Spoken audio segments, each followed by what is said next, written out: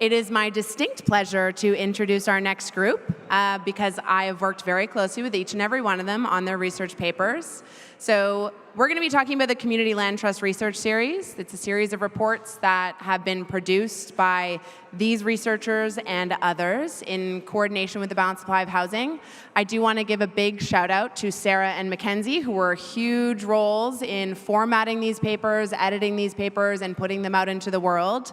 So if you see them on our website or online, please make sure to remember their hard work went into making them beautiful, and these lovely people made them interesting.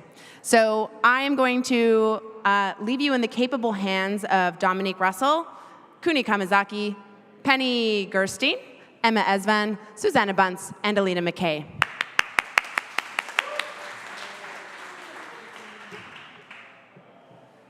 Hi, everyone.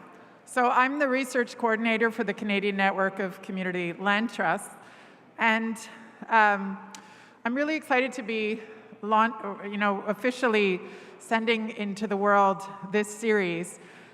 The importance of research and the importance of the types of collaborations that we're seeing with particularly this series of community-informed research and real collaboration between academics and activists and advocates. So it's a very exciting series, and from the Balanced Supply of Housing and the Housing Research Collaborative. And sorry, I'm very tired. So an outline of the report series. Two of them you won't, I will give a very brief overview of. So Reclaim, Remain, Community Land Trusts, led by racialized community in Vancouver, Calgary, Toronto, and Nova Scotia. And I hope that these two research papers really inform the summit. And so I'm going to encourage you to read them by showing you a few of the quotes, but I hope that you've had a sort of lived experience of these papers through some of the sessions and hopefully through some of the conversations. The second is More Than Just Affordable Housing, the Emergence of Indigenous Community Land Trust, Land Back and Healing. So the first one, well, good, okay, by Nat Pace and Jane O'Brien Davies. So what I wanted to do, oops, now I can't go backwards. Yes, is really just give you some of the quotes. You should read these, this series, and I thought that I would have like a paper to show, but I don't. It's quite a beautiful piece, but the really important thing through this is the way in which there is the lived experience, the quotations, the stories that are being told through the people, the practitioners that are doing the work. And so it is really important to document the work, but to hear those stories in a way that reflects what is actually happening, and not a theoretical approach that isn't close to what's happening on the ground. And so rather than run through these two papers in particular, I just want to go through some of the, I think, really important quotes that come through this work. So we're part of a lineage of organizing work. The idea, so these are the threads that run through the analysis of these various land trusts that you've heard from and about in the summit. So this idea of standing on the shoulders of that you're not the original, that you are really pushing forward work that has been ongoing. And this land isn't just any land. So it's a quote from Lynn Jones, for communities, racialized communities, the land itself is it's not just that you could go anywhere. It is very rooted, the work is rooted to the particular location and the particular histories and the struggles that happened in that particular place. This is Chi Tam, if you've heard of. So BIPOC-led CLTs are doing something that feels substantively different and radical and potentially more sustainable for the CLT sector at large. I think their development should be prioritized over the conventional land-holding, portfolio-developing CLT model we've seen in the past. It will be a prism to involve the CLT movement into something that has permanence, better definition, and into something that's transformative, rather than just a tool that props up the existing real estate system.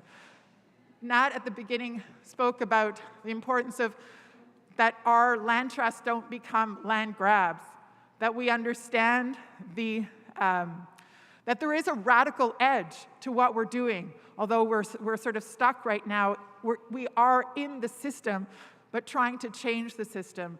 And I think, in particular, the BIPOC-led CLTs are pushing that system and pushing us towards change. So read the report. It's very important. Please do read it.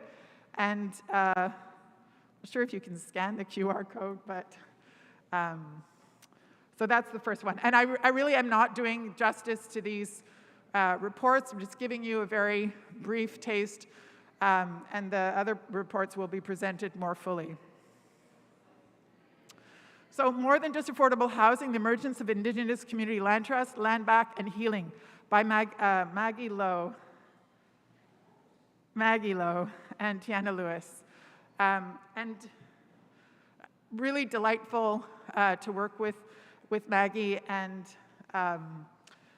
it is a must read. So I'm going to let you read that.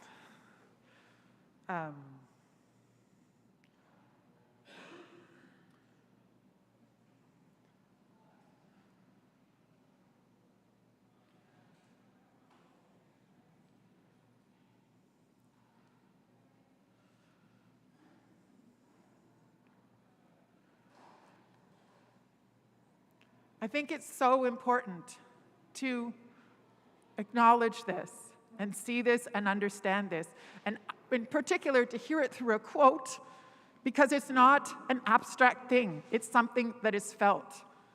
I emphasize that I think that I'm hoping that you've been to some of the summits where you get to some of the presentations and sessions where you get a sense of that. This isn't a history book. This is lived experience. So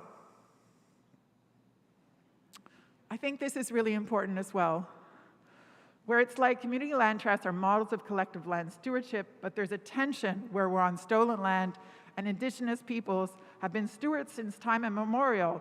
So who are this new group now to be like, we're the stewards?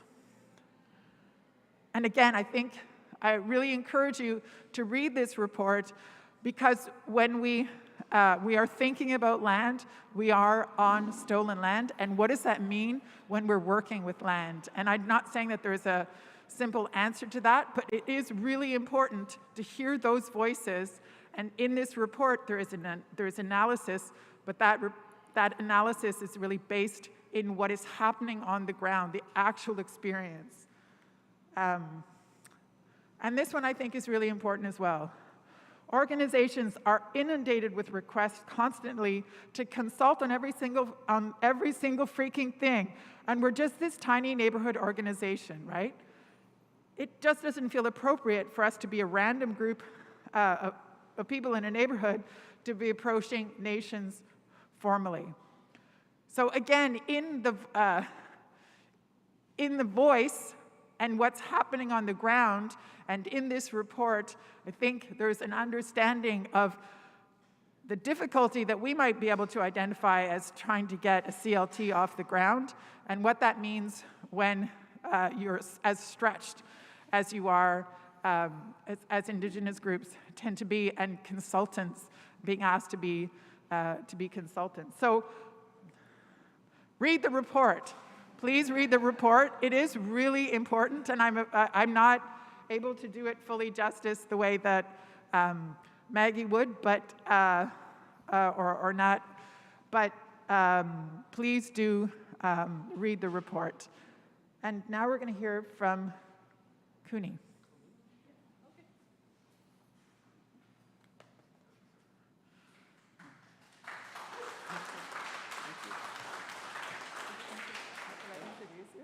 So, for anyone who doesn't know, Dr. Cooney Kamisaki is assistant professor at the University of British Columbia and has been so important to the movement, and his paper is particularly exciting, but you have to wait to read it. But Yeah, so the paper is not ready yet, so I wouldn't finish by saying, read this. You will read this, but it's going to be sometime soon. So how do I change the slide?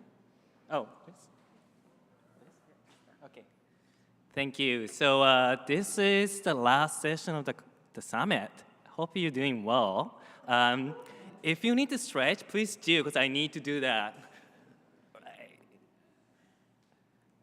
Okay, thank you. So I'll be brief because my papers is quite overview papers. So interesting stuff actually going to hear all the presenters here.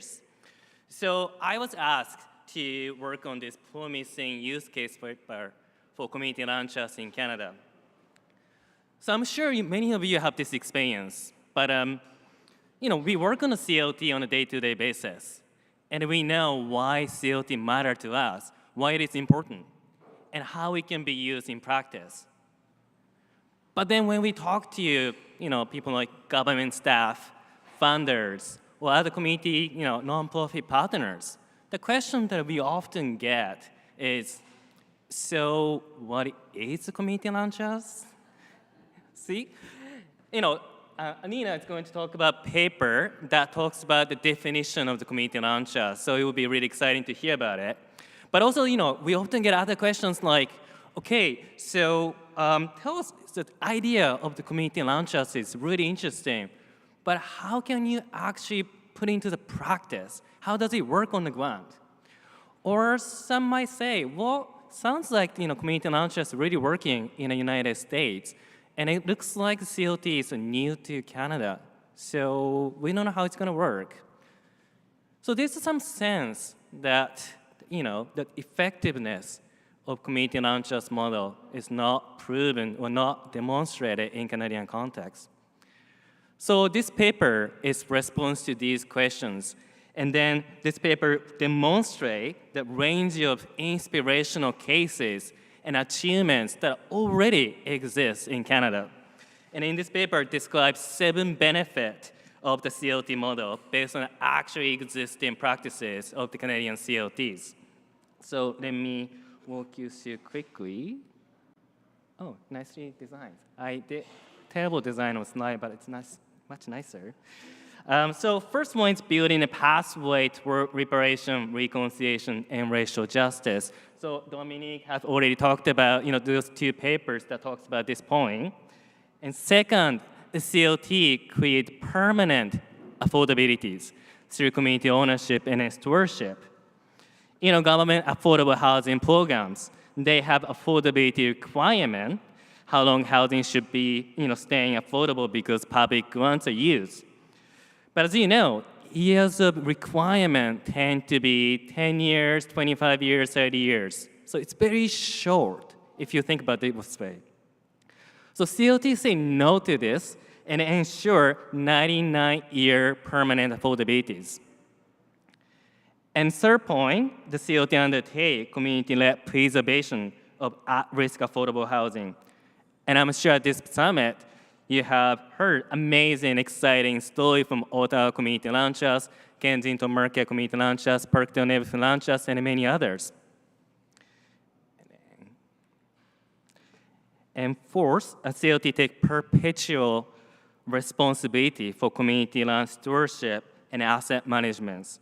So this is a theme of this year's summit. The CLT is committed to a place and not just building something and then go away. So it is a perpetual responsibility for land and a community that we work with. And fifth, the CLT enable diverse development in service of community housing sector growth. So diverse development in the sense that the CLT focus on community stewardship of land. So because of this focus, a CLT offer a variety of housing types, from supportive housing, nonprofit rental housing, co-op housing, and even tenant-led housing as well. So CLT do this through a range of partnership with community housing organizations. And in this way, CLT could create opportunity for community housing organizations that may not have time or resources to take on the new acquisition project or new development project on their own. And then number 6, a CLT preserve publicly held asset for long-term public purposes. Penny's paper is going to talk about from the Vancouver's experience, so you get to hear. And then 7th, the CLT empower local communities to lead housing and community development through community governance. So CLT is sometimes seen as efficient way of producing affordable housing. But housing is not an end goal of the community land trust. Housing is the means for long-term community priorities, such as anti-gentrifications. So Emma's and Sue's papers will talk about how CLT is fighting against gentrifications. So those are 7 benefits, and then again, like I mentioned, this report is coming out sometime soon. So when that out, please read. Thank you.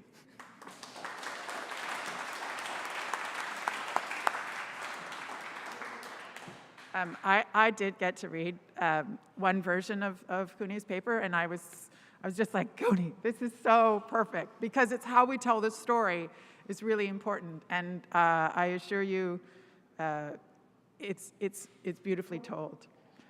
You got more stuff? So next we have Community Land Trust Foundation of British Columbia, a case study from Dr. Penny Gerdenstein, Professor Emeritus, University of British Columbia. So thank you. I'm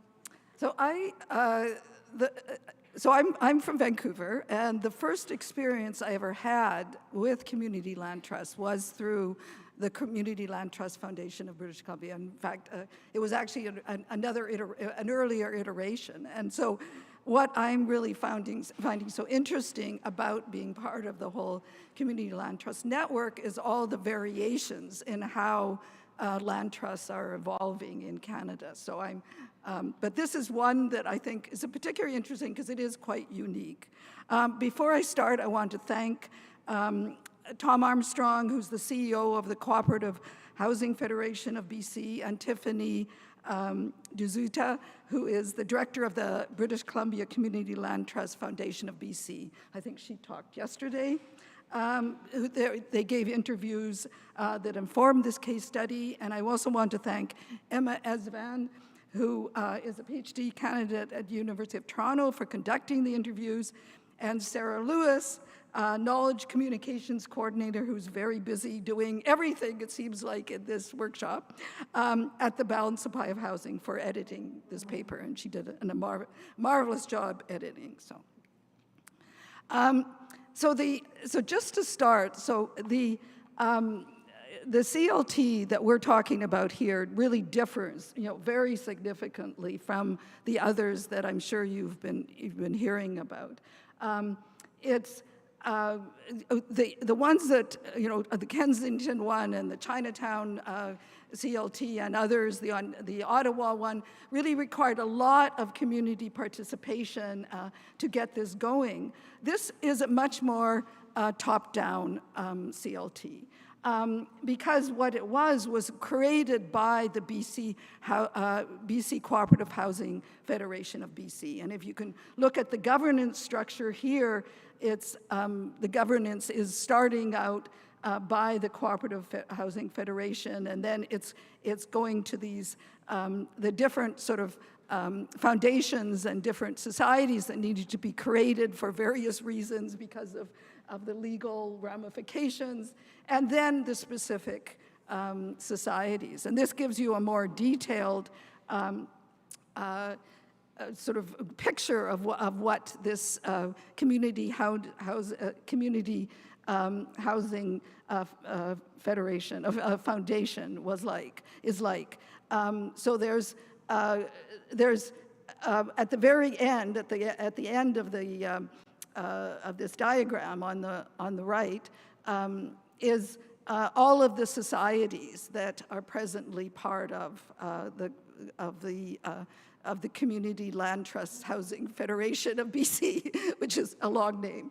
But it didn't start out this way. So just to give you a sense, in the beginning, in the 1993, there was a real concern, as we probably know across Canada, about the co-op housing operating agreements ending by the federal government. And so the Co-op Housing Federation of BC, being very entrepreneurial and very, really recognized we needed to do something to save these co-ops. And also, some of the co-ops in BC have been, since the province of BC is actually one of the few places where there is still co-op housing federation being built mainly because of the strength of the Cooperative Foundation of BC. But some of them were doing well, some of them weren't, and they recognized they needed to actually find ways of ensuring the sustainability of these co-ops. So they created this umbrella structure where they intended to take over some of the co-ops that were not doing well. And so out of the out of the 271 nonprofit housing corporations encompassing nearly 16,000 homes in BC, and that's the CLT FBC operates 34 of those presently. So this was sort of a major kind of, well, they started small, but then they sort of grew as they recognized that it wasn't just to preserve, but they wanted to actually then enhance what they could be doing. So they wanted to grow more co-ops, and they saw this as a way of doing it. And so as we see after 2019, I mean, they've really expanded quite rapidly. So what are the weaknesses and threats of this kind of model? Because it is very different from what you're going to see, what you've heard in Toronto and in other places. But there are some challenges that all CLTs are facing. Revenue streams, it's a huge one. The cost pressures of scaling, and that's what they really wanted to do, was they were trying to scale up these projects. And the legal obstacles and complex jurisdictional discrepancies between the 3 levels and actually the 4 levels of government now. So it makes it a very difficult sort of jurisdictional and legal environment to be working in. And what was very specific to the CLT, it's a complex top-down governance structure that operates at the real estate aim of a larger entity. And so, and that meant that when they were working with specific co-ops, to redevelop and reuse their land in other ways, including private sector housing, there was sort of resistance because there was a lot of they recognized this, and in fact, this is one of the things that came out in the interviews. They recognized that they needed to be doing more work around community development. And how do you actually ensure that the residents of these co-ops that you're working with really feel an ownership in the CLT? But there's lots of really strengths. So it's a really an effective instrument for growth, and that's what Cooney was mentioning. And the preservation and acquisition, a number of people have identified this as well. What they're really, I think, the real strength of this entity is in their asset management in a scalier way. So they're scaling up asset management, not just from one or two developments, but like a whole range of developments, and they're growing it. So. And they can leverage partnership opportunities at a much larger scale, again, than some of the sort of single building sort of CLTs that we see elsewhere.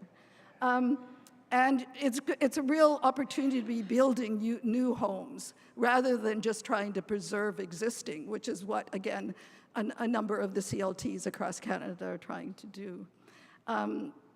And rescue, societies in danger, like, some of the co-ops that they've had to rescue were really sort of underwater, like their maintenance costs and everything were more than what their housing, what they were paying for housing.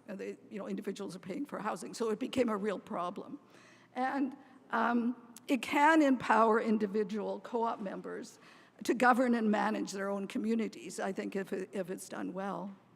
And finally, I mean, it's really one of the largest collection of CLTs in Canada. So the kind of model to be looked at, I think, is really important. So again, this is the report, so please read it. Okay, thank you. Thank you, Penny. I hope I've made it clear that this is a collaborative effort between the Balanced Supply of Housing and the CNCLT. And I should have mentioned that, Emma, you did the interviews for us, for everyone, didn't you not? Oh, okay, so some.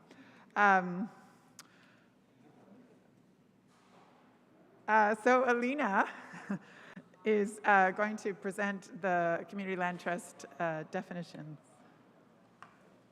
And sorry, I'm not introducing you well. Oh my God, sorry. Hi, everyone.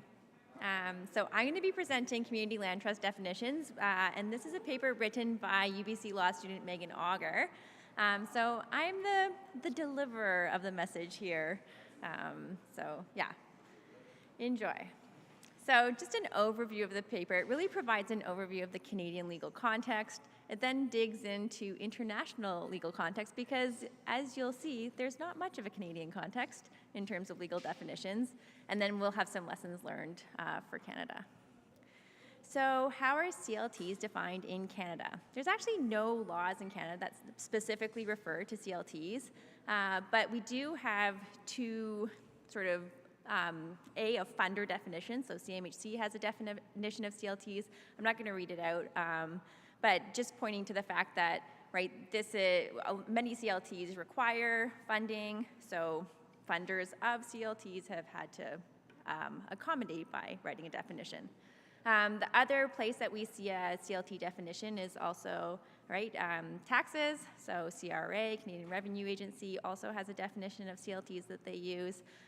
And these are sort of the two sort of federal level definitions that we see in the Canadian context. But both of these are not law. They're just used for funding and taxes. So in terms of the international CLT legislation, I'm going to focus on two of the definitions, and both at the federal or sort of national level. So first in the United States and then in the UK. I will mention that there's other jurisdictions that have CLT legislation in place, so you can read the report to figure out where those are and what the definitions are. But yeah, really interesting examples in Peru and I think, yeah, other places.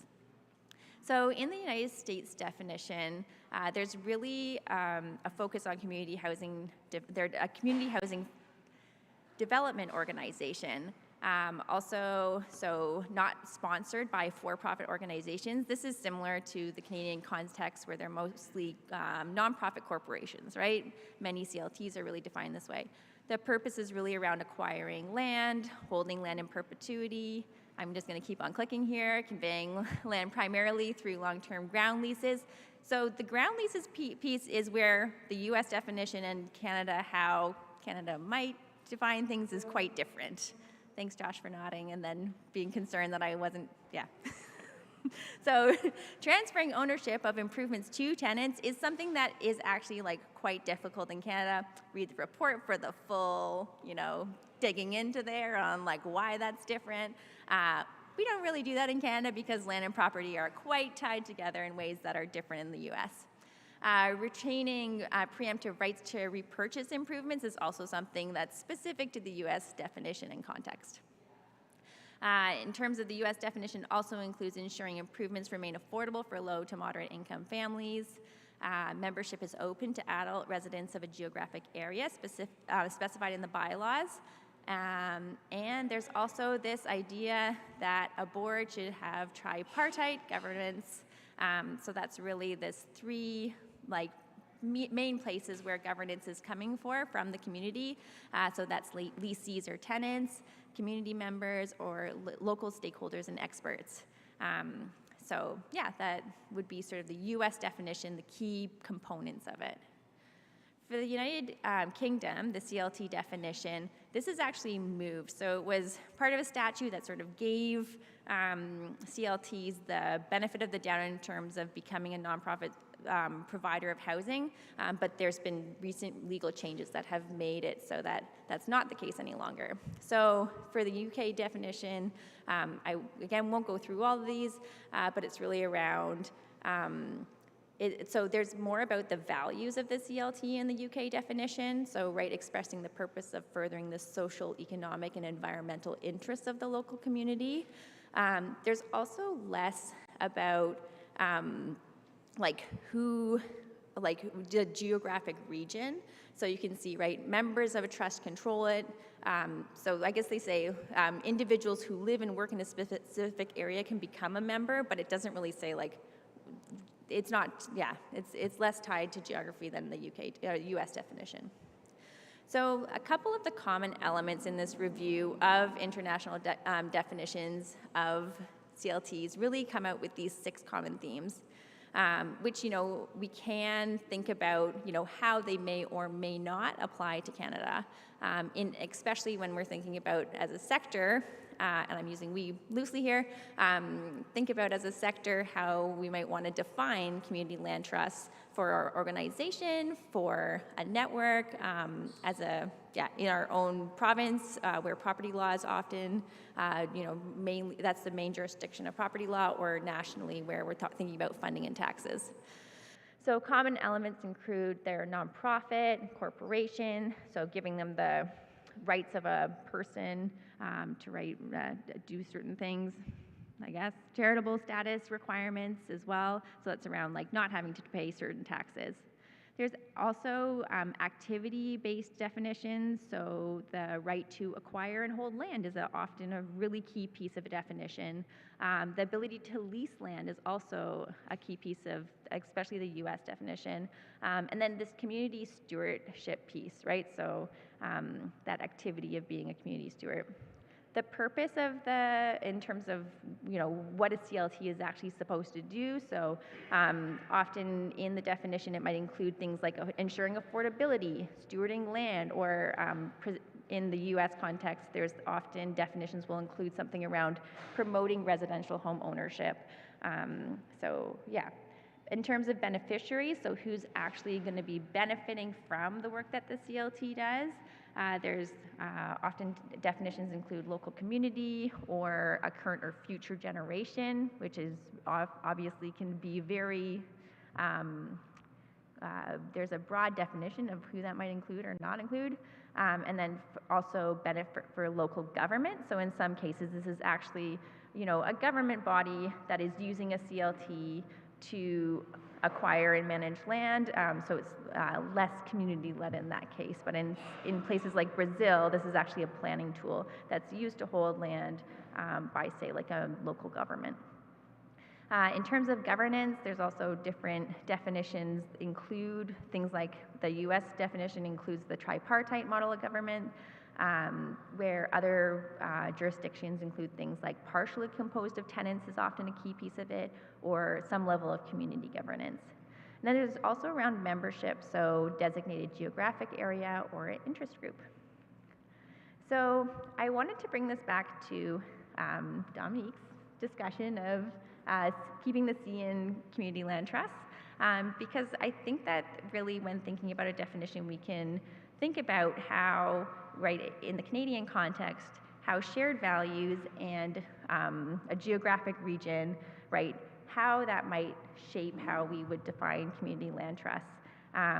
So, you know, the researcher in me has plotted a couple people in this little graph here. So we might have someone that has families in the area but doesn't live in a geographic area, but she really shares the value of the CLT, someone that lives near the place and strongly shares the value, and someone that like doesn't share any of the values but lives in the place. So sort of how do you incorporate those different people and those different folks that you might want to attract in your community land trust, and make sure that you're representing them as a community land trust, and that that definition is inclusive in a way that allows for these different groups as well, or maybe also doesn't. So that is my pitch for this report. You can read it, and there's a QR code, so you can scan and read it right now if you'd like. So thanks so much. I'm going to pass it on to Susanna. Thanks, Alina, for modeling why when we're wrestling with something, we pass it to a researcher and they can make us look at it more deeply. Thank you. And now we're going to hear from Dr. Susanna Bunce and Emma Hisvan, I think, on community land trust in Canada responses and resistance to gentrification. And I just want to say I really we need to get some merch with a hat, so that I can take one hat off and put it on the other. But my other hat is that I'm the co-director of the Kensington Market Community Land Trust, and we have a particular debt, I think, with Susanna in terms of the support that we got to buy our first building. So another example of the way in which, and the balanced supply of housing, the researchers that are willing to get funding and to help use that funding to really help move things along in the community. And Susanna's been an example of that, and Cooney as well. So thank you. And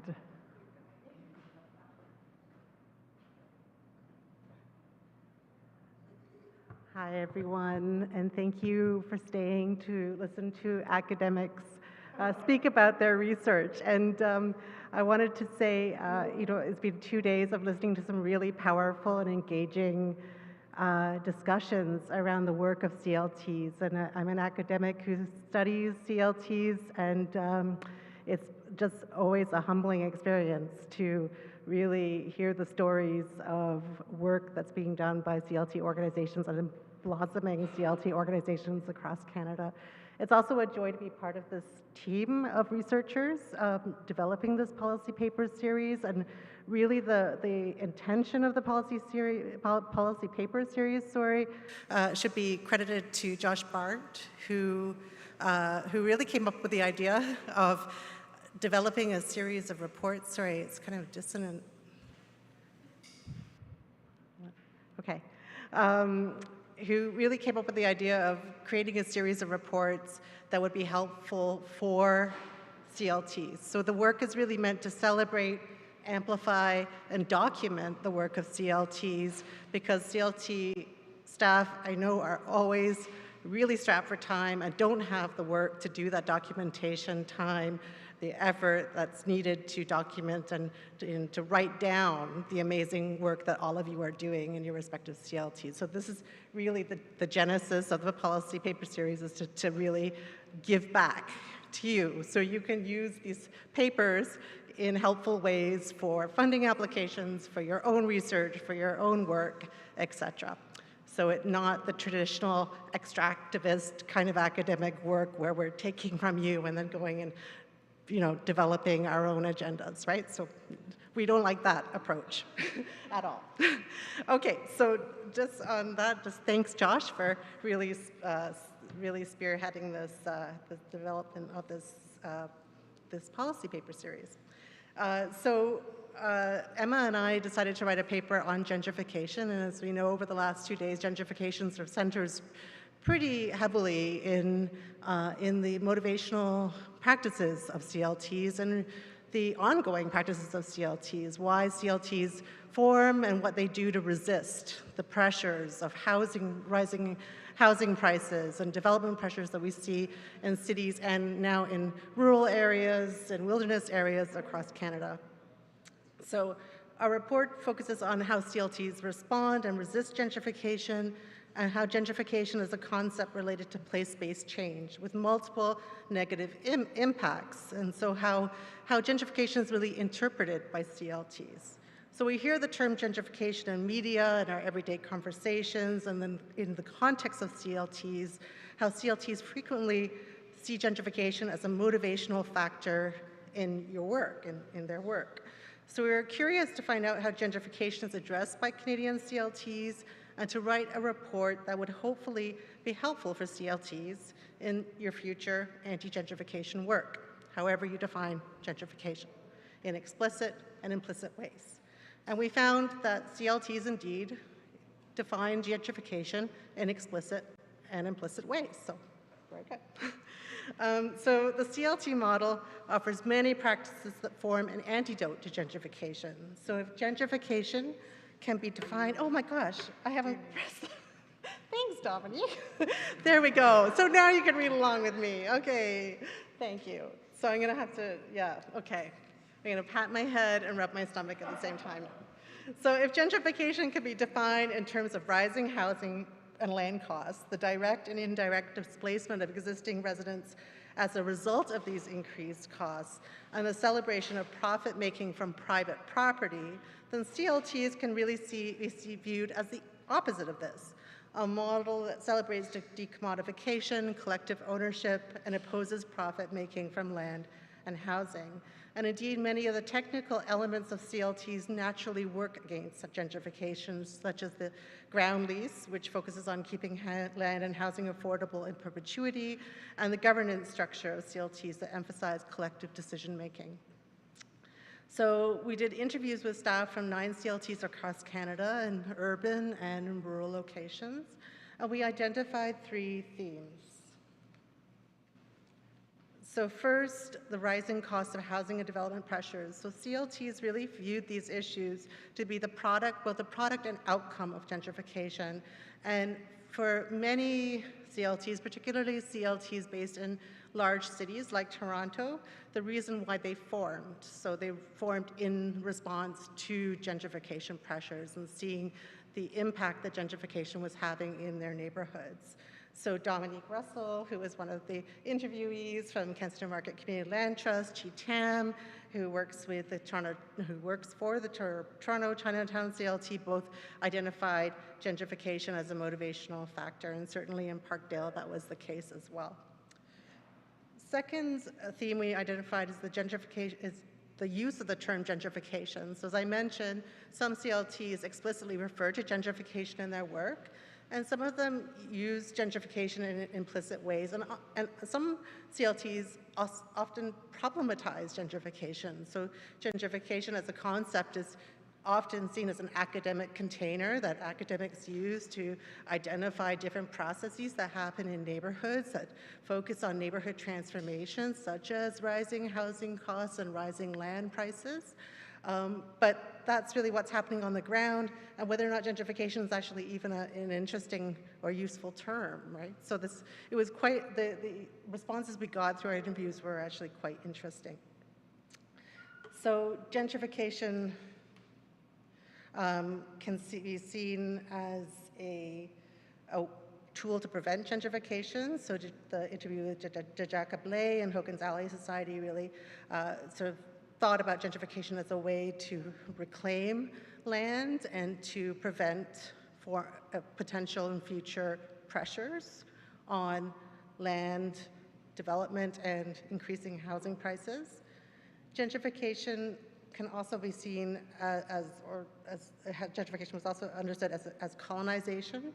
So a really great quote, and the quotes don't necessarily match up with some of the, so I'm going to be using some of the quotes here, and the quotes here on the slides are different, so you're getting a full panorama and spectrum of our interviews and our interview transcripts. So gentrification is also understood as colonization. So a really great interview we did with Caitlin Lucas from the Calgary Urban Indigenous CLT pointed to how gentrification works in the same way as colonization. So instead of using gentrification, she referred to colonization. So it works in the same way, and it ruptures relationships with land, it removes people from the land, it evicts and displaces. So a really interesting relationship between gentrification and colonization. Gentrification was also seen as an urban concept, so not always applicable in rural or wilderness locations. So that was a comment from Sandy Martin from Muskoka CLT, which we both thought was really interesting. It's often seen in an urban context. CLT work is often seen in the CLT context. But what does gentrification mean when it's then moved around and the kind of pressures are different in different places? The third theme was CLTs and inherent gentrification resistant practices. So what are the inherent gentrification resistance practices that CLTs do? So from our interviews, we know that CLT staff, thank you, referred to gentrification more implicitly and used gentrification as an implicit term in their work, as I mentioned. So issues like the important practices of Black liberation and self-determination in relation to community and lands, Indigenous sovereignty over land, so the practices of land back, and not just seeing land back as a metaphor, but actually a material practice of giving land back. The third, the protection of affordability through CLT and community relationships, so the importance and the centrality of relational associations and relationship buildings in CLT work. And this is seen as a buffer against gentrification and a practice to protect affordability. So I just want to end, because I've been given the last minute warning, just with a quote, which I thought was really interesting from Sandy Martin at Muskoka CLT, who, speaking to the idea of relationality, said that if we are learning from each other, if we really genuinely are sharing power with the affected people in the community, and not just saying that we are, that is always anti-gentrification. So, thank you. And thank you for the interviews.